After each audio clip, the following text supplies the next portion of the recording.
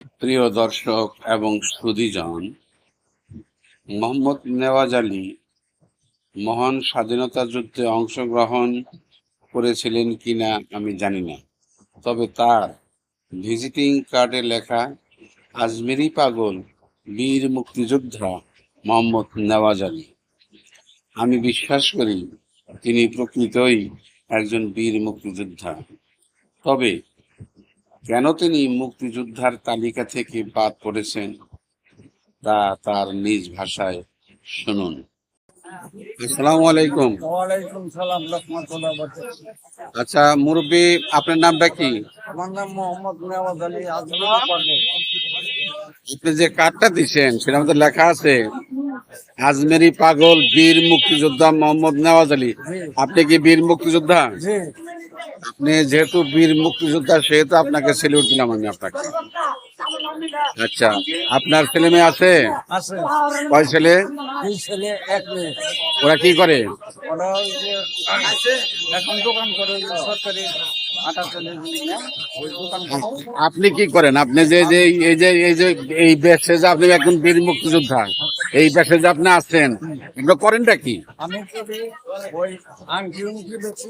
জি, হ্যাঁ, এই তাবিজ টুবিজ বেশি। আংটি এবং তাবিজ কবজ বেছেন। আপনার দেশের বাড়ি কোথায়? দেশের বাড়ি আমার জন্মস্থান এই টাঙ্গাইল। টাঙ্গাইল কোথায়? এই থানাপাড়া। আমি থানাপাড়া থাকি না, আমি তাকে রেল লাইনে পূর্ব পাশে অনেক লেখা আছে ও হ্যাঁ, ঠিকানা ব্রাহ্মণকুশিয়া, রেল লাইনের পূর্ব পাশে টাঙ্গাইল। টাঙ্গাইল। আচ্ছা, আপনি যে এই যে তাবিজ কবজ যে বিক্রিগুলো করতেছেন, এদিকে আপনার পোষে? আল্লাহ চালা। আল্লাহ চালায়। হ্যাঁ, আচ্ছা, বেশ ভালো কথা। আপনার পরিবার আছে? আছে। আচ্ছা, আপনি পরিবার কি করেন? পরিবারের বাড়িতে থাকে।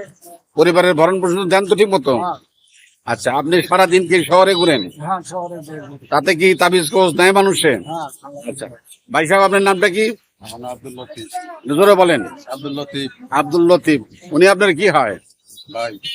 ভাই হয়। তো আপনি কি করেন? আমি সংসারে কৃষি কাজ করি। আচ্ছা আচ্ছা, 4টা সন্তান। আপনার ছেলে মেয়ে কয়জন? একটা ছেলে কুয়েটে থাকে। আপনার ছেলে মেয়ে কয়জন? 4 জন। 4 জন। আমার সব সাক্ষাৎকার নেওয়া হয়েছে। আচ্ছা, 4 জন হলে আপনার ছেলে কয়জন? ছেলে হ্যাঁ? একটা ছেলে। একটা ছেলে, 3টা মেয়ে। মেয়েকে আপনি বিয়ে দিচ্ছেন? 2টা বিয়ে। 2টা বিয়ে দিচ্ছেন। আপনি এই যে হাতে আপনার বালা, বড় বড় লোহার বালা আপনাদের হাতে দেখতেছি, এই যে গেরুয়া পোশাক দেখতেছি, এতে আপনাদের মানে এইটা কি, ইনকামটা কি? আমাদের ইনকাম হলো, আমি সংসারে কাজ করি। ওটা গরু বলি, গরু খামার আছে। আচ্ছা আচ্ছা আচ্ছা, ছেলে কুয়েটে থাকে। আপনার ছেলে একটা কুয়েতে থাকে? কুয়েটে থাকে। ও আচ্ছা আচ্ছা, মাই গড, কুয়েতে থাকে। যাই হোক, আপনার আপনার আপনার আপনার আপনার নামটা জানি কি বললেন? আব্দুল লতিফ।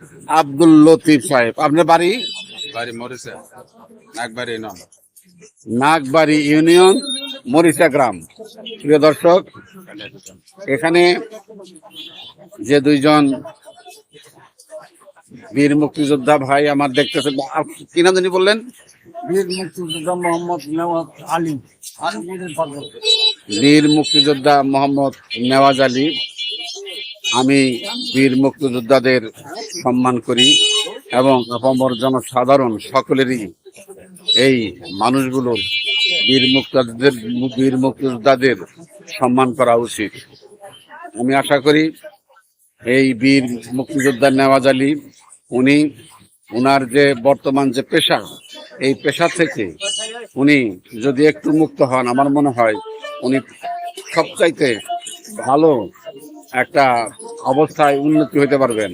আমি আশা করি যে একজন মুক্তিযোদ্ধা যদি রাস্তাঘাটে এইভাবে যদি ঘোরাফেরা করেন বা এইভাবে যদি চলেন, তাহলে আমাদের দেশের স্বাধীনতাটা কেমন যেন একটু একটু ব্যাখ্যাপ্পা বলে মনে হয়। যাই হোক, আমি বীর আজমেরি পাগল বীর মুক্তিযোদ্ধা মোহাম্মদ নেওয়াজ আলী ভাইকে বলবো যে সে যেন তার এই পেশাটাকে পরিবর্তন করে ভালো একটা পেশায়, আপনি তো সরকারি পান না না কেন?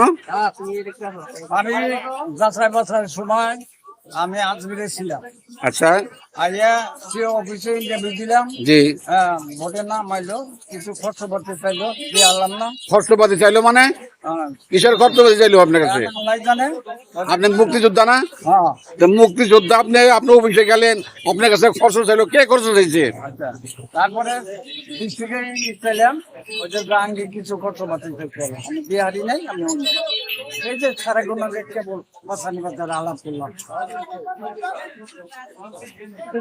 প্রিয় দর্শক, আপনারা যারা এখানে উপস্থিত আছেন, আপনাদের সম্মুখে আজমেরি পাগল বীর মুক্তিযোদ্ধা মোহাম্মদ নেওয়াজ আলী উনি বলতেছেন, উনি আসলে বীর মুক্তিযোদ্ধা। 1971 সালে মহান স্বাধীনতা যুদ্ধে উনি অংশগ্রহণ করেছেন, কিন্তু সরকারি ভাতা অনুসারে উনি প্রতি মাসে 20,000 করে টাকা পাওয়ার কথা, কিন্তু এইটা পাইতে গেলে ওনার যে প্রসেসিং কাগজের যে এটা থাকা সত্ত্বেও কর্তৃপক্ষ তার কাছ থেকে টাকা দাবি করছেন বিদায়ী উনি সেই টাকা দিতে পারেন নাই।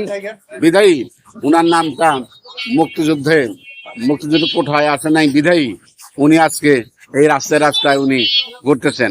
আমি আশা করি কর্তৃপক্ষ যেন বিষয়টি খুব গুরুত্ব সহকারে দেখে, এবং আমি আশা করি আজমেরি পাগল বীর মুক্তিযোদ্ধা মোহাম্মদ নেওয়াজ আলীর মুক্তিযোদ্ধা হিসাবে উনি যেন সঠিক সম্মানে ভূষিত হন। আমি এখানে সকলের সাথে সকল ভাইদের সম্মুখে আমি এই কথাটি বলছি। উনি যে কথাটা বলছেন, তার মানে আপনি অফিসে গেছিলেন? হ্যাঁ, কাগজপত্র আছে। কাগজপত্র আছে? আছে। আপনি দিছিলেন? হ্যাঁ, দিছিলাম। কিন্তু আপনাকে মানে যারা কিছু দিচ্ছে তাকে যেতে হচ্ছে, আমার দেওয়া নেই। এই যে সাড়ে গুণাকে আলাপ করে নিলাম এখন। এটা অত্যন্ত পরিতাপের বিষয় এবং অত্যন্ত দুঃখের বিষয় যে 1971 সালে যারা মুক্তিযুদ্ধে অংশগ্রহণ করেছেন, আজ হতে 53 বছর আগে, এখন মুক্তিযোদ্ধাদের বয়স এখন 53 বছর বয়স আমরা দেখতে পাই। তার মানে কি? তার মানে তারা ভুয়া মুক্তিযোদ্ধা। অথচ আজমেরি পাগল বীর মুক্তিযোদ্ধা মোহাম্মদ নেওয়াজ আলী একজন খাঁটি বীর মুক্তিযোদ্ধা হওয়া সত্ত্বেও আমি তার এই ভাগ্যে সরকারি ভাতা আজ পর্যন্ত জুটে নেই, বিধায়ী উনি রাস্তায় রাস্তায় বিভিন্ন ধরনের কাজকর্ম করার জন্য মানবেতর জীবনযাপন করতেছেন। আমি আশা করি কর্তৃপক্ষ যেন বিষয়টার প্রতি খুব নজর দেন। আচ্ছা, আপনি তো মুক্তিযোদ্ধা না, আপনি মুক্তিযোদ্ধা না, যাই হোক আপনিও আপনার ভাই হয় নাকি? আর একসাথে আপনারা চলেন? আচ্ছা, একসাথে যেহেতু চলেন, উনাকে কখনো আর হাতছাড়া করবেন না। আপনি আজকের দিনের পর থেকে আপনি উনার সাথে সবসময় একটু সহযোগী হিসাবে থাকবেন। আমি আপনার এই মানবেতর জীবনযাপনের জন্য আমার কর্তৃপক্ষের কাছে আমি আপনার বিষয়টি তুলে ধরবো।